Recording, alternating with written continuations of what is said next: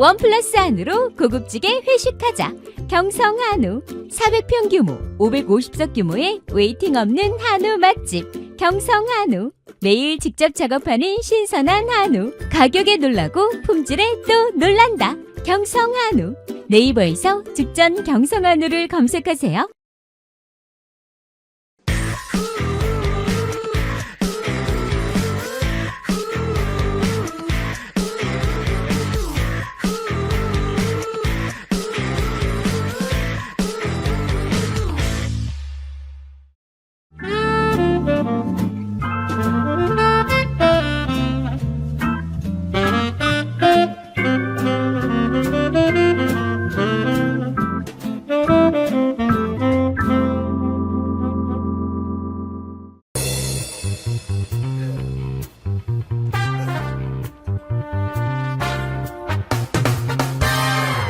명절 연휴에 보내드리는 김종대 레이더입니다. 김종대 전 의원 나오셨습니다. 어서 오십시오. 안녕하세요. 자, 지금 기시다 후미오 일본 총리가 이제 다녀갔는데요. 네. 여러 얘기가 지금 나오고 있습니다. 언론에서 대서특필할 만한 건 아니지만 뭔가 숨어있는 진실이 있었지만 우리가 못 보고 있다. 네. 이거 반드시 청구해야 한다는 내용이 있습니다.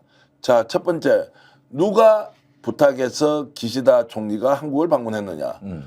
두 번째, 어떤 목적으로 방문했느냐. 세 번째, 실제로 그 방문 결과 흔적을 남기고 간 서류는 없는가. 이 부분에 대해서 오늘 김종대 의원과 함께 나눠보겠습니다. 자, 임기를 한 달 이제 남기지도 않은 상태에서 일단 방문을 했습니다. 그러면 누가 부른 겁니까? 누가 원했던 겁니까? 이 만남을. 전 기시다가 원했다고 봐요. 그렇게 이제 보도가 됐죠. 네. 보도가 됐는데 기시다 뭐 때문에 그러면은 윤석열 대통령에게 나를 초청해 달라고 했는지 윤석열 대통령이 왜 받았는지 이 부분에 대해서 좀 적나라하게 분석을 한번 해주시죠. 그러니까 이걸 잘 봐야 되는데 지금 후임 총리로 거론되는 사람들 보면은 조금 인물이 없어요. 그런데 이 기시다는 아베주의자의 내가 마지막일 수도 있는 거예요. 다음 차기 총리가 뭐 정책을 대전환을 하지는 않겠지만 믿음이 안 가요, 솔직히. 그러니까 결국 기시다가 이번에 한국에 오고 하는 이런 행보는 퇴임 이후까지 바라본 것 같다. 네. 사실 아베가 죽고 나서 이제 그 인도 태평양 그 전략의 원저자 아닙니까? 저작권이 있는 건 아베거든요. 그걸 이어서 성과를 낸 건 기시다예요. 그러면 이게 2006년부터 시작해가지고 일본의 어떤 하나의 생존 전략, 즉 아시아의 지도국이 되겠다는 꿈과 열망에서 나온 게 인도 태평양 전략인데, 즉 중국이 지역 패권자로 되는 걸 차단하고 그걸 일본이 차지하겠다는 어떤 지역 패권 경쟁의 일환으로 나온 건데, 이런 국가의 대전략을 총리 퇴임 이후에도 계속 지도해 나가면서 이걸 갖다가 담보하기 위해서는 윤석열 대통령의 어떤 한미일 안보 협력과 한일 관계 개선에 대한 모멘텀을 본인 퇴임 이후에도 지속적으로 관리하겠다는 조금 더 분명한 약속, 또 거기에 대해서 본인이 역할을 하겠다는 일종의 메시지 전달이 있었던 것 같아요. 그렇게 보면은 자민당이 이제 족벌 정치하는 그 약간 정근대적 정당이지 별로 민주적이지 않아요. 그러면서 그 아베는 옛날 퇴임했을 때도 영향력을 계속 발휘하는데, 우리가 80년대 보면은 오자와 간사장이라든가 나카소네 같은 사람들은 그 총리 그 이상의 존재였거든.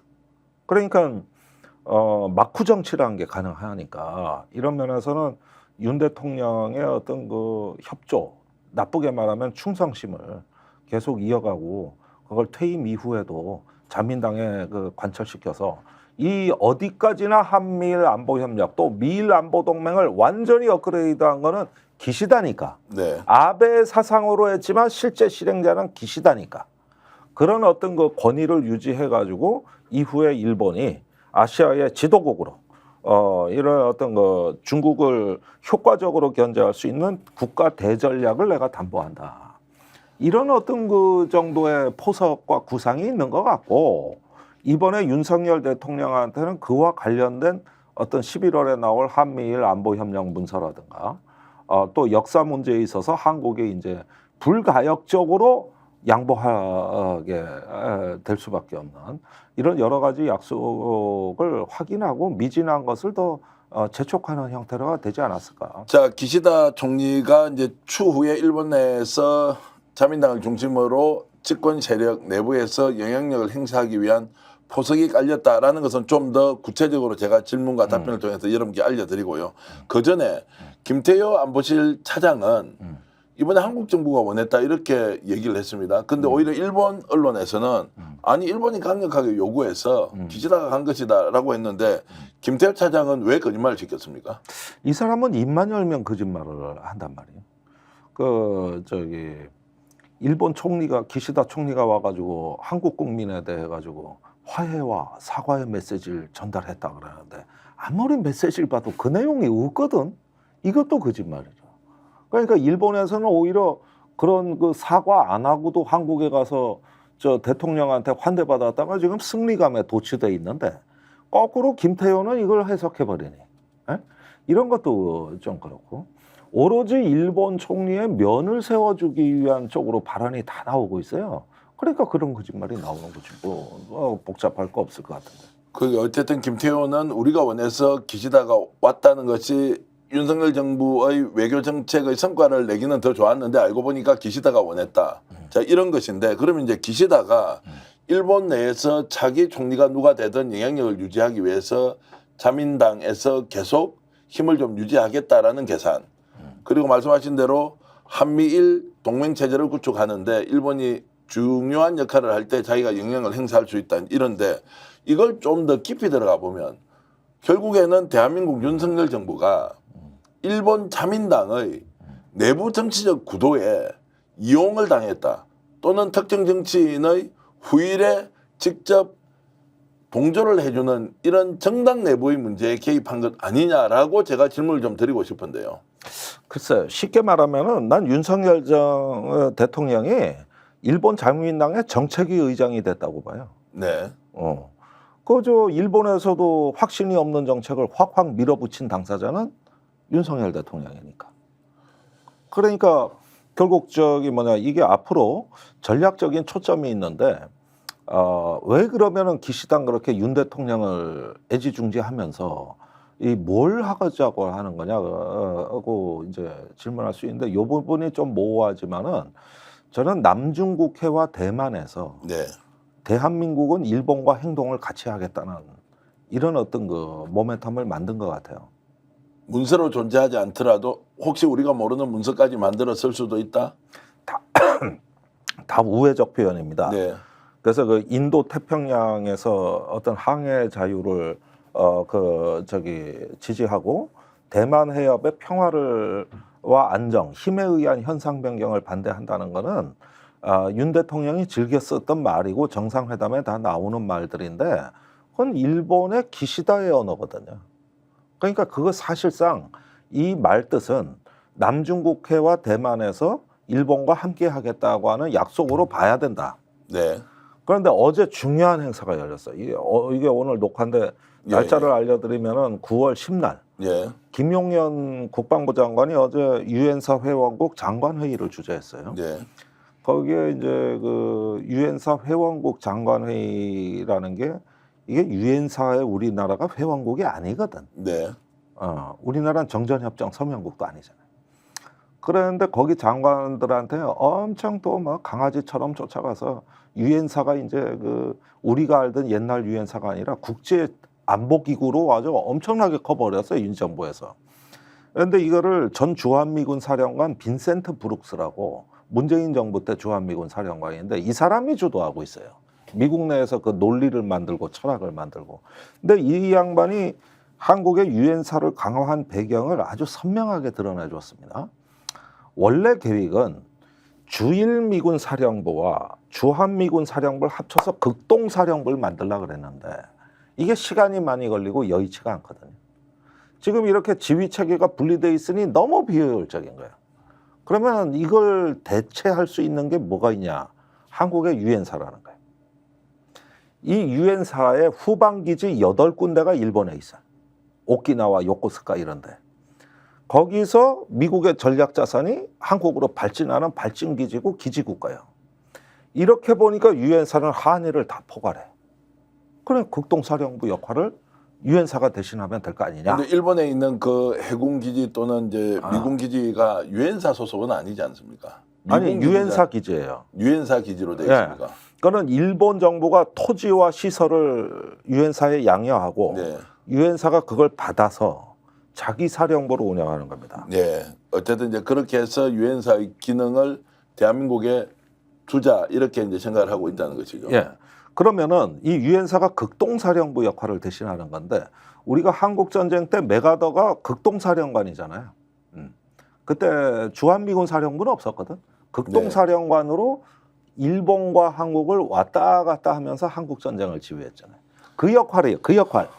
그러니까 이거를 아는데 이게 왜 중요하냐 하면은 유엔사의 후방 기지 8개를 일본이 영토를 내줬다고 기지 부지로. 그러니까 우리가 유엔사의 전력에 기여하는 바가 있으니까 일본이 발언권을 갖게 되는 거예요. 네.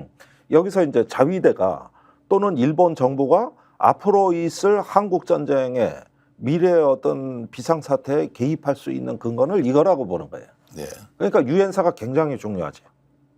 그리고 원래 회원국도 아닌 독일도 들어왔어요 지금. 패전국이고 전방국이. 그러니까 희한하게 변했어요 이게.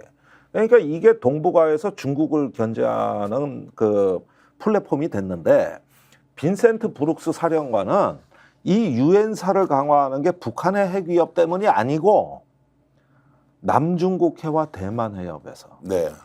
중국이 패권자로 등장하는 걸 막기 위해서라고 본인이 밝히면서 이 유엔사가 대만 해협의 위기 시에 탄약을 공급한다거나 뭐 이런 식의 어떤 그 기여를 할 수 있다고 본 거예요.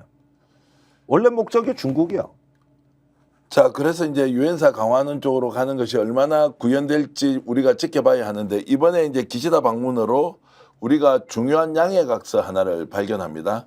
이게 재외국민 보호협력 양해각서. 양해각서는 법적으로 구속력은 아직은 없지만 양해각서를 체결했는데 그 양해각서 내용이 자 일본과 한국이 자국민을 보호하기 위해서 특정국에서 피해를 입거나 신변의 위협을 당할 경우에 직접 군대를 출동시켜서 구출하는데 공동으로 활동할 수 있다. 이제 이 내용을 가지고 굉장히 민감하게 받아들이는 사람도 있고요. 야 이거 뭐 아직 법적 구속력이 없는데 좀 더 봐야 한다. 이제 이런 이야기인데 제가 좀 첨언해서 질문을 드리면 대만 해협에서 만약 문제가 생겼다라고 했을 때 자국민 보호 명목으로 자 한일이 같이 군사 훈련을 할 수 있다. 자 이런 부분이 이제 생기지 않습니까? 또 좀 더 심하게 이야기하는 분은 한국 내에서 일본인들이 거주하거나 또는 상주하고 있지 않습니까? 여기에서 뭔가 문제가 생겼을 때는 일본 자위대가 한국으로 출동할 수도 있다. 자국민 보호를 위해서. 여기에 대한 밑판을 깔았던 양해각서가 아니냐. 그게 재외국민 보호협력 양해각서다라고 하는 부분에 대해서 좀 총평을 해 주십시오. 그 과거 청일전쟁 때부터 일본이 조선에 출병한 명분이 바로 자국민 보호였죠. 그런데 이번 각서는 제3국이라고 돼 있거든. 네. 그러니까 일본과 한국이 아닌 곳이라고 돼 있다고. 그러니까 일단은 이게 자위대가 한반도에 들어오는 명분이라고 보기에는 조금 미흡하죠. 네. 그럼 구태여 제3국을 붙일 필요가 없지. 네. 오히려 이게 걸림돌이 되는데 그 우리가 작년 벌써 재작년이네요. 그 저기 아프간에서 미군이 패주할 때 그때 한국군은 교민 구출에 엄청 그 기민하게 성공적인 작전을 했거든요. 그게 벌써 3년 전입니다. 그런데 일본은 그냥 우왕좌왕하다가 엄청난 혼란을 겪었어요. 네.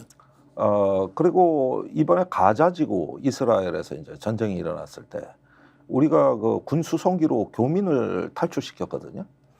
그때 자석의 여분을 일본 그 교포들한테 할애했다고. 그러니까 일본 국민을 태워준 거예요. 네. 이래가지고 구출을 했거든요. 사실은 이런 활동에 대해서는 뭐 국내에선 그다시 정치적 논란이 없었어요. 오히려 박수를 보냈죠. 예. 잘했다. 네. 이러고 한국군이 참 능력이 뛰어나다. 이래가지고 칭찬을 많이 받았는데 이건 각서가 없어도 그냥 인도적 차원에서 하면 돼. 예. 그리고 일본이 우리나라에서 이제 자국민 구출이나 자국재산 보호 뭐 이게 청일전쟁 명분이었습니다만은 이건 지금 일본 대사관이 별도의 비밀 계획을 갖고 있어요. 그래서 성남 비행장을 통해 자국민을 빼가요. 그래가지고 한반도에 대한 정탐 활동을 하죠. 혹시 위기가 발생하는 게 아니냐. 왜냐하면 여기 대사관들이 많으니까 일본이 더 빨리 하고 싶으니까. 이래가지고 비상대비 훈련도 합니다. 그런데 성남공항에 그 롯데월드 짓는 거 이런 거 대단히 못마땅하지. 유사시 자기들 탈출군데. 예, 이런 문제들이 MB 때 있었던 겁니다. 그러면은 제가 보기에는 이게 뭐 어떻게 보면은 한반도 출병으로 보기에는 명분들은 약한데 무슨 효과가 있냐 하면은 이걸 각서화하고 제도화함으로써 해외에서 일본 자위대하고 우리가 공동작전을 할 이유와 명분을 만들어내는 거예요. 네. 그걸 그리고 그 뒤에 이게 더 진척이 되면은 야 그러면은 이 장비나 군수품도 좀 같이 쓸 수 있는 거 아니냐. 그게 악사라 그래가지고 상호 군수 지원 협정으로 가는 거야. 이렇게 되면은 외국에서 한국 일본은 같은 편으로 네. 보다 그 작전적인 공조를 하는 어떤 그 여건과 명분을 만드는데 요 각서가 기여를 하는 거죠. 일본의 군사적 역할 확대를 위한 포석에 우리 정부가 동의를 하고 이번에 이런 재외국민 보호협력 양해각서를 체결했다라고 이제 얘기할 수 있는데, 자, 김종대 의원은 한반도에 일본 자위대가 주둔하는 것까지는 경계해야 한다라고 하지만 여기에서 이제 중요한 문제가 있습니다. 북한에서 급변 사태가 발생을 했습니다. 자, 우발적 충돌, 국지전이 일어났을 때, 자, 그것은 이미 한반도에서 일본으로서는 자국민을 보호해야 하는 상황이 생기지 않습니까? 자, 북한을 한반도이지만 대한민국으로 볼 것이냐, 제3국으로 볼 것이냐. 이제 이런 문제가 생겼을 때 실제 주둔을 우려하는 사람도 있습니다. 자, 이거에 이제 있고, 대만 같은 경우에는 대만은 이제 제3국인데 일본 국민을 보호하기 위해서 한국 군인을 출동시켜달라라고 했을 경우에 한국과 중국의 관계는 어떻게 되느냐. 이제 이 문제는 현실로 다가올 수 있기 때문에 좀 더 심각하게 봐야 되는 거 아니냐라는 의견도 있습니다. 그러니까 원래 한미일 안보 협력을 한다 그럴 때는 그 출발점이 대만 해협하고 남중국 해예요. 네. 이걸 빼놓으면 이 전략을 말할 필요가 없어요. 그럼 북한은 굳이 지금은 거론하지 않아도 북한은 나중 문제예요. 예, 예. 우리는 북한 때문에 했다 그러는데 실제는 아니거든. 네. 그러면은 저기 결국은 그 대만 해협이나 남중국 해 같이 가자는 얘기예요. 그런데 이 부분을 갖다가 일체 말을 안 하고 다 표현을 우회적으로 하죠. 전부 다 우회적으로 하죠. 네. 뭐 항해 자유, 또 뭐 인도적인 활동, 수색 구조 이런 쪽으로 다 우회적인 하는데 실제 움직이는 걸 보면은 전투 행동을 할 수 있는 부대들끼리의 시스템에 통합을 해가지고 같이 가자는 얘기거든요. 이겁니다. 이거 그래서 북한에 대해서는 관심도가 떨어지는데 네. 굳이 북한에 대해서는 그러면 어떻게 하자는 얘기냐 이걸 추적을 해보면은 일단 일본은 윤석열식의 그 자유통일로 대한민국 이거는 반대입니다. 북한은 별개의 주권 국가예요. 그러니까 이건 있을 수가 없어요. 그런데 이번에 윤 대통령한테 준 선물 한마디가 딱 있는데 8.15 경축사에서 얘기한 자유 대한민국 통일 원년 그거에 대해서 지지한다. 말하자면은 이 저 윤 대통령의 통일 정책을 지지한다. 이 발언이 처음 나왔다고 이번에 나가는 기시다 입에서. 그건 의미가 있어요. 네. 그러니까 어떤 의미로 이제 북한 체제를 절멸시킨다 뭐 이런 데 동의를 한 겁니까? 어떻게 봐야 됩니까? 그 측면인데 지금 북한을 별개 주권 국가로 보고 있는 동안에 러시아가 접근해가지고 북한하고 지금 밀착하고 있다고. 그렇다면 거기에 대한 어떤 견제가 필요하거든요. 그러면 한국이 북한에 대해서 정복, 흡수하는데 일정 정도 호감을 보여줌으로써 러시아한테 한반도를 넘기지 않겠다는 일정 정도 간접적인 의사표시가 되는 거죠. 이게 뭐냐면은 러일 전쟁 경우를 봅시다. 그게 1905년인데 당시에 일본하고 러시아가 협상 중에 있었어요. 여기서 러시아 얘기는 뭐냐면은 한반도의 위도 39도 선까지는 일본이 올라오지 마라. 거긴 우리가 들어가겠다. 그런데 그 당시 일본은 한반도 조선은 우리의 이익 생존 범위 안에 있다. 한반도에 러시아가 들어오지가 않고 니들은 만주만 먹어라. 그러니까 협상이 결렬된 거거든요. 그러면서 러시아가 남하 정책을 펴겠다 그러니 여기서 결렬되면서 전쟁으로 간 거라고. 그러니까 이거를 갖다가 일본은 러일 전쟁이라고 뭐 일러 전쟁이라고 부르지 않고 제2차 조선 전쟁이라 그래요. 그러면 제1차 조선 전쟁은 청일 전쟁인데 그건 조선은 우리 건데 청나라가 부당하게 간섭하는 걸 용인할 수 없다. 그래서 텐진 조약에 의해서 청나라 군대가 오니까 우리가 들어가서 그러면은 거기서 같이 조선을 내 있겠다. 이러다 전쟁이 난 거거든요. 그래서 이게 1차 조선 전쟁이에요. 네. 그리고 한국 전쟁이 3차 조선 전쟁이에요. 그러면 이 표현에 뭐가 있냐면 일본은 한반도는 우리 거야. 우리 거라고. 그러니까 제국주의 시절에 갖고 있던 생각이 똑같이 지금 100년 동안 이어지고 있는 거네요. 그러면 다음번에 일어날 전쟁은 제4차 조선 전쟁이 되는 거예요. 네. 그런데 그때 청일 전쟁, 러일 전쟁의 주범이 지금 북한의 배후에 있잖아. 지금. 네. 그러면 중국화되거나 러시아라고 하고 밀착되는 걸 일본에서 용납할 수가 없지. 그거보다는 차선책으로 대한민국 주도로 통일하더라도 우리가 그 대한민국을 우리 세력권 안에 넣어 놓으면은 결국은 저 중국이나 러시아가 38도 휴전선 이북을 먹는 것보다는 낫잖아요.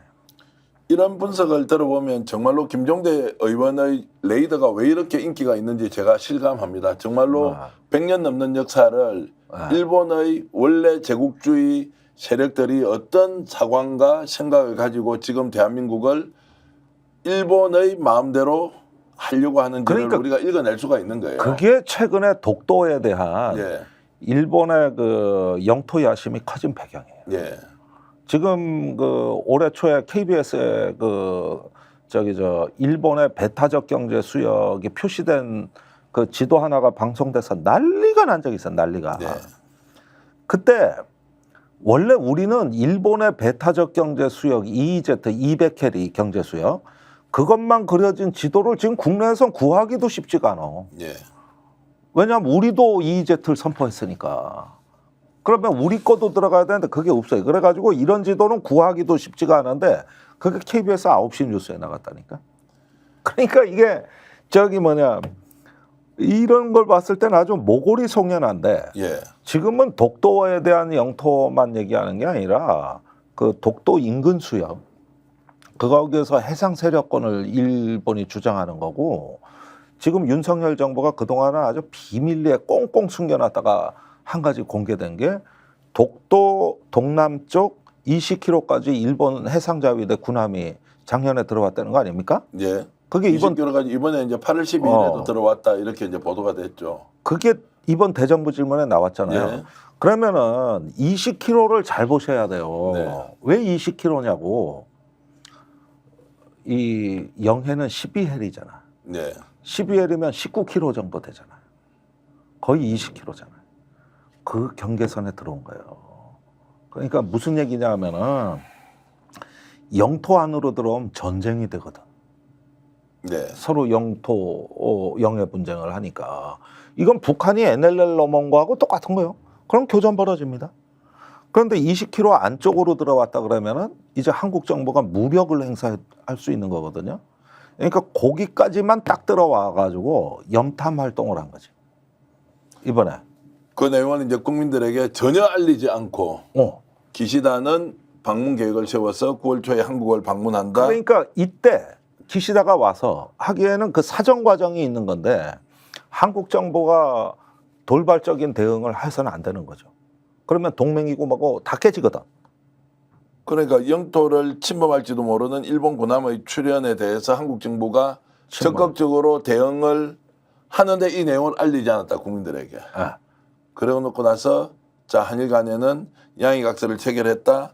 이것이 결국 기시다 후미오 일본 총리의 다음 정치적 행보에 우리 정부가 활용되었다, 이용되었다. 아니 나는 민주당이나 시민사회도 조금 우리가 안일했다고 보는 것이 북한이 NLL만 침범하면 언론이 난리 납니다. 네. 근데 일본이 거의 영해까지 왔다니까. MBC가 단독 보도를 했는데도 그 뒤에 후속 보도를 한 언론이 없어요. 이거는요, 저기 무력 충돌이 가능하다. 예. 기억나세요? 2018년에 우리 광개토 구축함하고 저기 일본의 초계기가 울릉분지 여장 쪽에서 대치한 사건. 네. 그래서 레이더 조사를 했네 안 했네, 저공 비행을 했네 안 했네 말썽이 많았죠. 네. 그 뒤로 4차례 그런 사건이 더 벌어졌는데 그때 그게 일어난 데가 독도에서 100km 정도 북동쪽이었다고. 독도에서 북동쪽 100km 지점이었는데 그런데 거기에 북한 선박이 표류를 해서 우리 구축함이 구하러 갔단 말이에요. 네. 그러니까 일본 자위대 해상 초계기가 즉각 뜬 거예요. 네. 거기는 공해상인데도 100km 바뀌면 영해가 아니잖아. 그런데도 이렇게 민감했는데 이번에는 영해까지 온 거라니까. 그러면은 이게 옛날 같으면은 무력 충돌 직전까지 간다고. 근데 일본은 이렇게 치밀하게 준비해서 하나하나 계획대로 움직이고 있는데 우리 정부는 그냥 덤성덤성 아니 그냥 독도 문제도 그냥 공동 관리할 수 있는 거 아니야?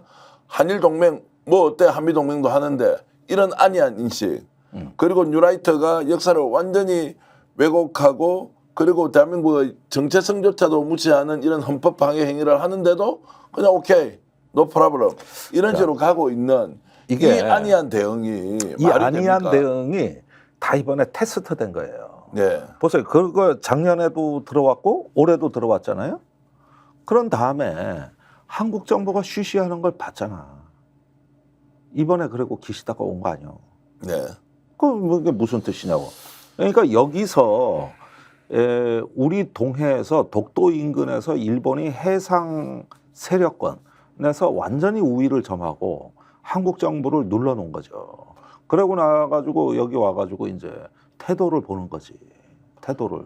윤석열 대통령과 김태호 차장은 자 이미 현실적으로 일본은 우리보다 더 강대국이니까 차라리 우리가 생존하기 위해서 그 밑에 들어가서 일본 원하는 대로 우리 살아보자.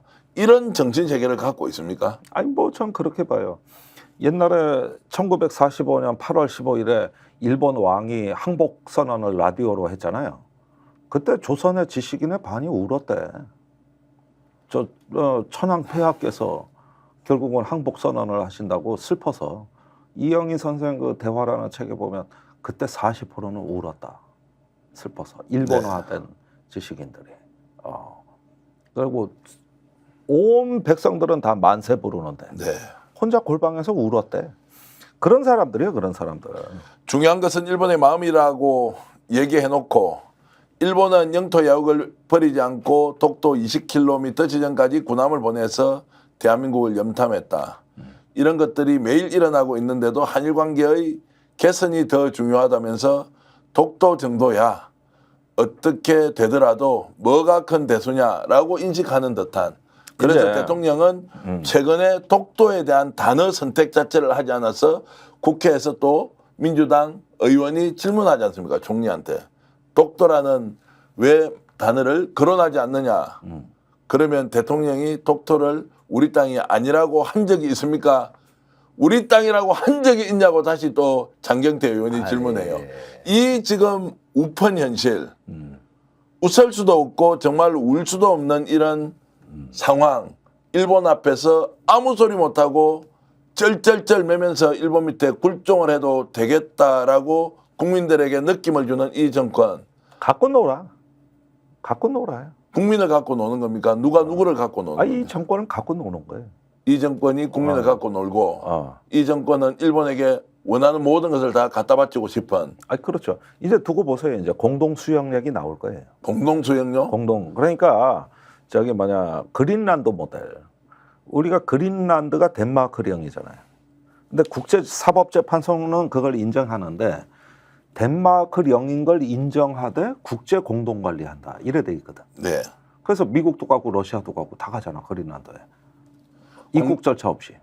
공동 수역으로 가버리면 우리 지금 막아낼 힘은 있습니까? 그러니까 대한민국 국민들이 있고 여론이 있으니까 대한민국이 국제법적으로 뭐 역사적으로 독도는 영토다 하는 데에 대해서는 그냥 평행선만 긋고 실적에 그거는 영토 논쟁이고 네. 관리 영토는 대한민국 걸로 하되 관리는 함께 하자라고. 아니 영토는 같이 평행선으로 가대. 예. 관리는 양국 주장이 팽팽하니까. 아니 그게 영토 뺏기는 거죠. 어떻게 관리를 니들이 공동으로 합니까? 실효 지배하는 거에서 인근 수역에 대한 영해 개념이나 이런 것들은 이제는 풀어줘야.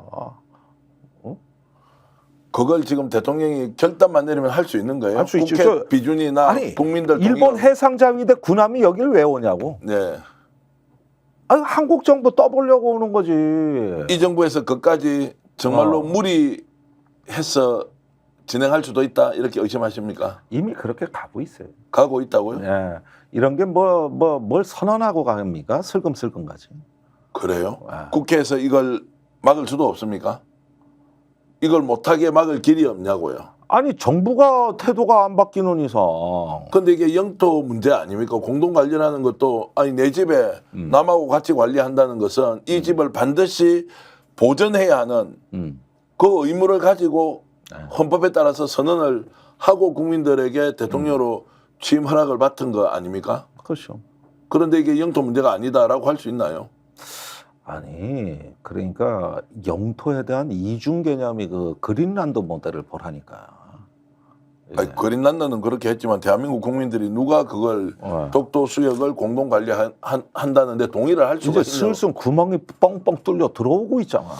자, 오늘은 김종대 의원께서 하시는 말씀 너무 무서워서 다 받아들이지를 못하겠습니다. 설사 그렇게 가고 있더라도 우리는 막아야 할 것이고 막지 못하면 대한민국 독도를 일본에게 넘겨주는 것과 다름 아니다라고 저는 국민 여러분들과 함께 목소리를 내겠습니다. 네. 김종대 의원께서도 꼭 막아 주십시오. 알겠습니다. 그런 일은 생겨서는 절대 되지 않는다. 이런 말씀 드리면서 명절달 여러분들과 함께 김종대 레이더 진행을 했는데요. 정말로 깊은 그리고 내용 있는 분석 감사히 잘 들었습니다. 고맙습니다. 네, 자, 시청자 여러분 남은 연휴 기간 잘 보내시고요. 대한민국을 지키는 그날까지 김종대 레이더 계속하겠습니다. 여러분 고맙습니다. 감사합니다.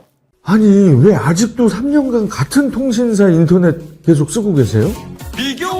인터넷 가입 시 48만원 교신 경동 시 추가 혜택이 주어집니다. 인터넷 비교원 통해 인터넷 가입하고 지인에게 공부해주세요. 지금 몽고에 인터넷 비교원 검색 후 3초만에 경동해보 비교해보세요. 인터넷 비교원. 원 플러스 안으로 고급지게 회식하자. 경성 한우 400평 규모 550석 규모의 웨이팅 없는 한우 맛집 경성 한우. 매일 직접 작업하는 신선한 한우. 가격에 놀라고 품질에 또 놀란다. 경성 한우. 네이버에서 죽전 경성 한우를 검색하세요.